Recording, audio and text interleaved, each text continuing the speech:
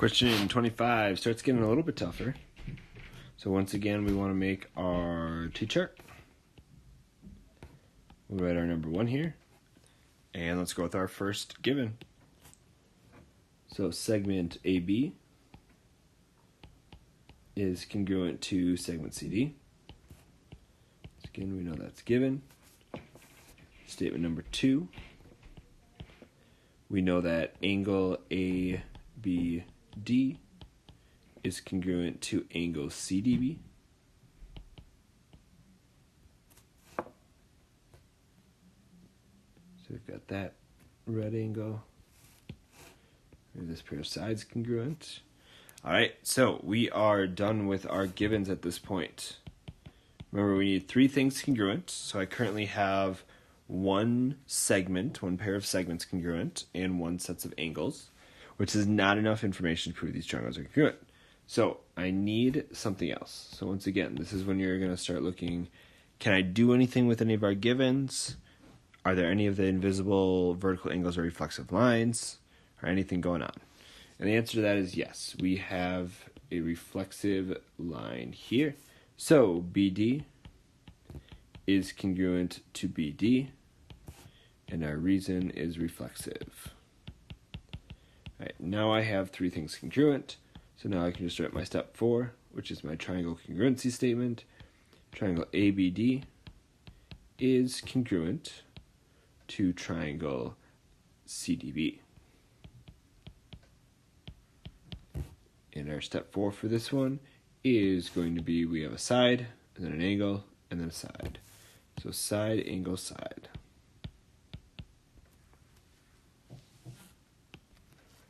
(26), very similar.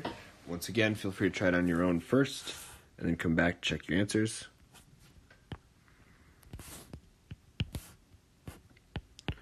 Got our step 1. We're going to use our given. Segment PR is congruent to segment TR. That is given.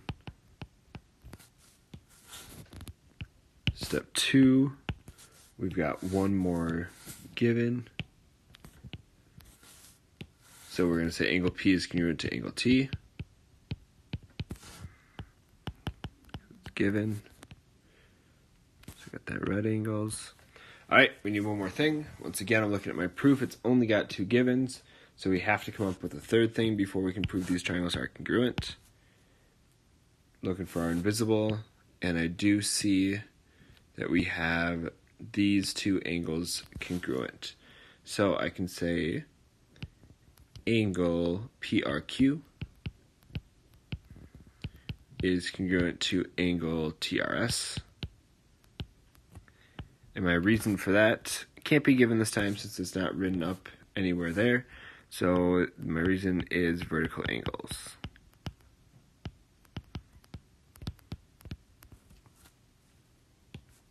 And now we have proven that 3 parts of these triangles are congruent. So I can say they're congruent. Once again, usually we want to use that prove statement and write it word for word here. But as you can see, triangle ABC and triangle DBC are not these triangles. So we do have to write our own here. And we are going to say that triangle PRQ is congruent to triangle TRS. Remember, when we're doing that, I'm saying P, then R, then Q. So I'm going to go in the path. We're going to go to the red angle, and then to the light blue angle, and then to the nothing angle. So same thing here. Red angle, light blue angle, nothing angle. So I know that's true. And the last thing is I've got to write my reasoning for that, and that one is going to be angle, side, angle.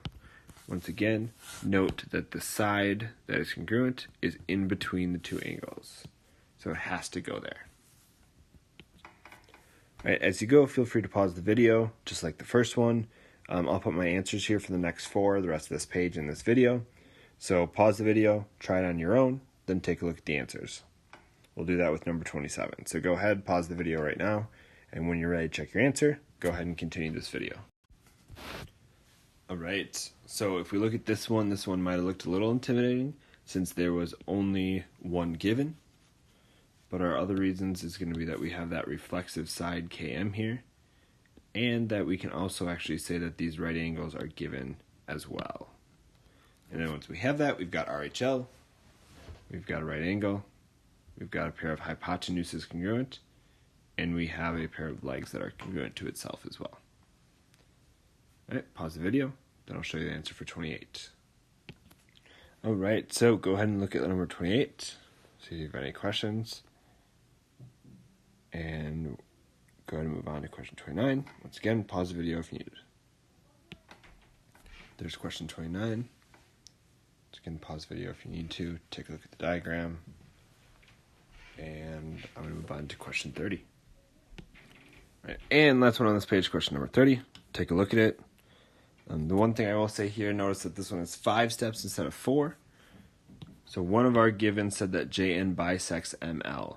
That statement alone does not give us enough information to be one of the angles or sides that are congruent to each other. So you need to use step 1 to help prove step 3.